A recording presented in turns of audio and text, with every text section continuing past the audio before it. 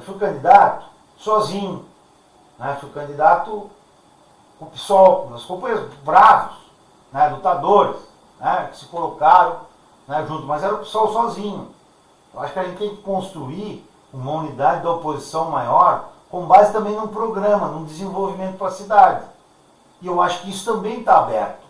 Se por um lado está fácil a vida para o governo, como eu disse, nunca as condições foram tão boas, por outro lado, para a oposição também está colocada a necessidade de se unir, de ter uma ampla força de oposição que busque uma mudança, uma transformação real para a cidade. Uma transformação real implica no seguinte, não é para substituir os contratados deles pelos nossos. Isso não é mudança, isso não é transformação.